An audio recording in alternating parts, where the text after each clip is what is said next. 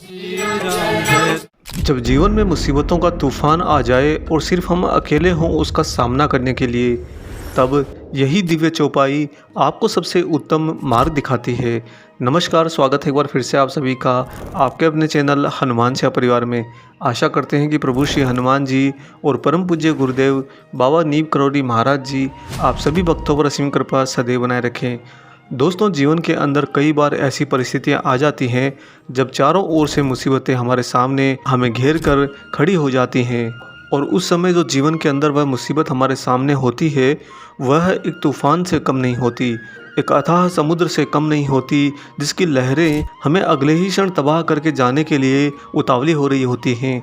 हम उस समय परिस्थिति को देखकर एक बात तो बहुत ही स्पष्ट रूप से समझ जाते हैं कि यह मुसीबत कोई मामूली नहीं है, यह परिस्थिति कोई साधारण नहीं है, बल्कि आज मुझे उस मुसीबत से टकराना है जो मेरे जीवन के अंदर तूफान की तरह आई है, और हो सकता है कि सब कुछ तहस नहस करके चली जाए। और सच कहें दोस्तों, तो महाराज जी स्वयं भी ये कहते थे कि 99% लोग ऐसे होते हैं जो ऐसे समय के अंदर पागल हो जाते हैं, उतावले हो जाते हैं और यहाँ वहाँ पर अपना सिर दे मारते हैं, और ये सब करने में वो तूफ़ान तो न जाने कब उसका नुकसान पहुँचाएगा, बल्कि स्वयं ही अपना नुकसान ऐसे लोग कर बैठते हैं।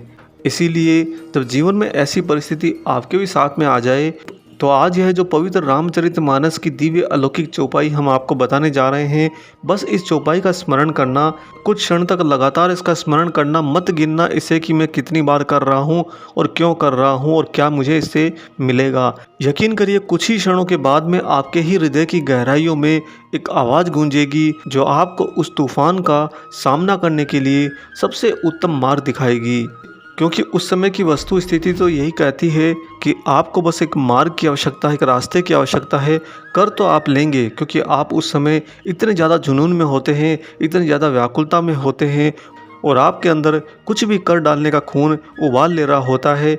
ऐसी स्थिति के अंदर आपको बस एक सटीक मार्ग की आवश्यकता होती है, परंतु आप घबराते हैं और आपका मन इस बात को मानने से इनकार करता है कि मैं कौन सा कदम उठाऊं या मैं कौन सा कदम नहीं उठाऊं। और ये होता क्यों है? क्योंकि बार बार वही सामने से आता मुसीबतों का तूफान आपकी दृष्टि के अंदर समाया हुआ होता है, और उसकी और आपके बीच में घटती दूरी आपको बार बार चिंतित कर रही होती है। उस समय आपको इस दिव्य चौपाई को जरूर स्मरण करना चाहिए, क्योंकि यह जो चौपाई है दोस्तों, यह इतनी ज़्यादा प्रभावशाली है कि इस चौपाई का जो गूढ़ अर्थ है उसे स्वयं प्रभु श्री रामचंद्र जी ने स्मरण किया था जब उनके सामने भी मुसीबतों का तूफान आ गया था। जी हाँ दोस्तों, यह चौपाई अपने आप में इसीलिए इतना ज़्यादा महत्वपूर्ण है कि स्वयं प्रभु श्री राम जी ने इसी के गूढ़ अर्थ को चरितार्थ किया था। और आपको यहाँ पर एक बात और बहुत महत्वपूर्ण बता दें कि यह जो चौपाई है, इसका जो गूढ़ अर्थ है, यह स्वयं हनुमान जी के द्वारा गढ़ा गया है।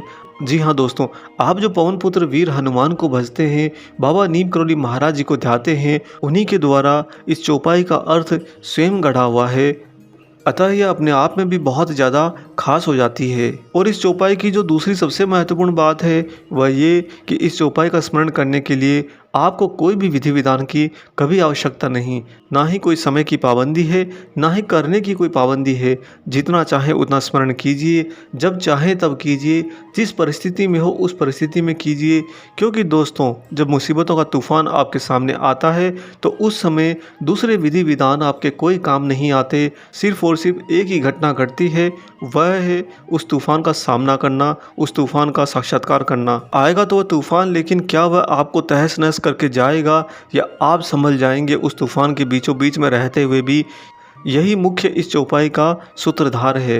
माता जानकी को खोजने से पहले जब हनुमान जी, सुग्रीव और अंगद आदि लोगों को इस बात का भान हो गया था कि उनका हरण महाराक्षस रावण ने किया है और वह उस अथाह समुद्र के आगे की लंका में ही वास करता है, तब सभी लोग जब समुद्र किनारे पहुँचे तो उस अथाह समुद्र को देखकर किसी की भी हिम्मत नहीं हुई कि उसको लांघा जाए। हाँ, बालीपुत्र अंगद ये भली भांति जानते थे कि उनके पिता के प्रताप से उन्हें इतना आशीर्वाद जरूर मिला हुआ है कि वह एक छलांग लगाकर इस पूरे समुद्र को लांघ जाएं, लेकिन उसके बाद में उनमें ये शक्ति कदापि न बचेगी कि वह वापस आ सकें। इसीलिए जब यह गुण के बारे में अंगद जी ने जामवंत जी से कहा तो जामवंत जी ने नज़र उठाकर सबसे पहले हनुमान को तलाशा, परंतु उन्होंने पाया कि वहाँ तो हनुमान है ही नहीं। जामवंत जी को बड़ी चिंता हुई कि अभी सामने मुसीबतों का इतना बड़ा पहाड़ खड़ा है, हमें समुद्र को पार करना है जो कि बिल्कुल असंभव है। और ऐसे समय में रघुनाथ के परम दास, परम पराक्रमी, परम बलशाली हनुमान का कहीं अता पता नहीं। तब सभी लोगों ने मिलकर जब हनुमान को खोजा तो कुछ ही दूर एक शिला के ऊपर बड़ा ही शांत भाव से बैठे हुए और उस समुद्र को निहारते हुए हनुमान जी को पाया। वहाँ पहुंचकर जामवंत जी ने हनुमान जी से पूछा कि हे हनुमान, ऐसे मुसीबत के समय जब हम सब के सामने इतना बड़ा मुसीबतों का तूफान खड़ा है, कुछ भी किसी को नहीं सूझ रहा कि कैसे समुद्र को लांघा जाए, तुम यहाँ पर बैठे हो बड़े ही शांत होकर, क्या बात है? तब जो प्रभु श्री हनुमान जी ने वहाँ पर उत्तर दिया, वही उत्तर बन गया इस चौपाई का गूढ़ अर्थ।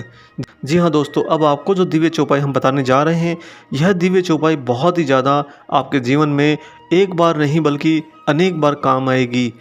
और ये दिव्य चौपाई है, नाथ देव कर कवन भरोसा, सोशिया सिंधु करिय मन रोसा, कादर मन कहूँ एक अधारा, देव देव आलसी पुकारा। एक बार इस चौपाई को दोबारा सुन लीजिए।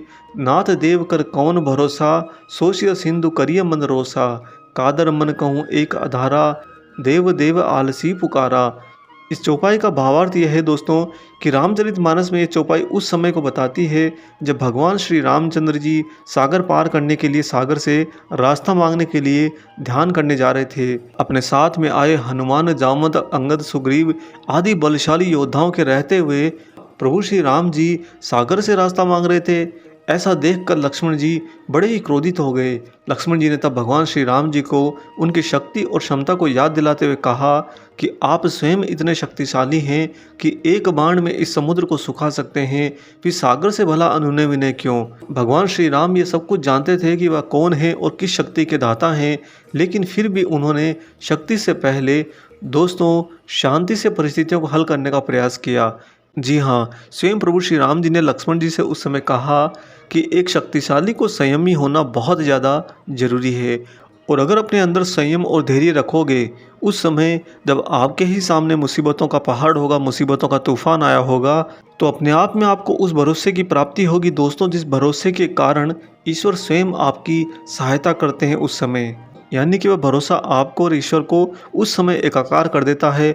आप अपने वर्तमान अस्तित्व को त्याग कर ईश्वरीय अस्तित्व में विलीन हो जाते हैं, और इस कारण से ईश्वर के आगे तो वैसे भी बड़े से बड़े तूफान भी घुटने टेक देते हैं। अतः आपके सामने उस भरोसे पर चलकर वह सर्वोत्तम मार्ग निकल कर आएगा, जिस मार्ग को अपनाते ही आप उस तूफान के बीचों बीच में से होते हुए बिना अधिक अपनी हानि किए बाहर निकल जाएंगे और अपने जीवन को आगे की दिशा दे पाएंगे। आपको बता दें कि हनुमान जी से भी जब जामवंत जी ने कहा था कि इस समुद्र को लांघना है और तुम यहाँ पर शांत बैठे हो, तब हनुमान जी ने वही उत्तर दिया था। हनुमान जी ने कहा था कि हे जामवंत काका, जब जीवन में मुसीबतों का अथाह तूफान सामने आ खड़ा हो और आप उसे देख भी लें, तो उसके बाद में सबसे पहले आपको संयमित और धैर्यवान होना चाहिए। अगर आप धैर्यवान होते हैं तो भली भांति उस तूफान के अस्तित्व को समझ पाते हैं कि वह तूफान वास्तव में कितना बड़ा है, जिसके कारण आपका विवेक आपको सही दिशा दिखा पाए।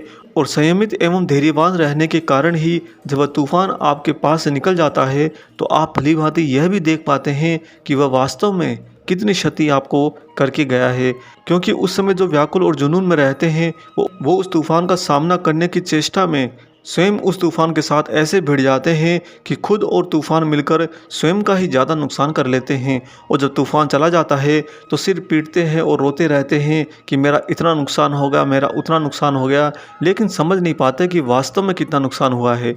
दोस्तों, ये चौपाई आपको जीवन के अंदर एक बहुत ही उचित मार्ग दिखाती है, सिर्फ और सिर्फ इसलिए क्योंकि आप उस समय संयमित और धैर्यवान रहते हैं। एक महान योद्धा जो जीवन के अंदर हर अस्त्र शस्त्र को अपनाने में पारंगत हो, जो बड़े से बड़ा युद्ध जीतकर अपराजित होने की पताका अपने साथ लिए हो, वह योद्धा भी अपने आप को सदैव संयमित और धैर्यवान रखता है जब उसके सामने शत्रु बहुत ज़्यादा ताकतवर होता है।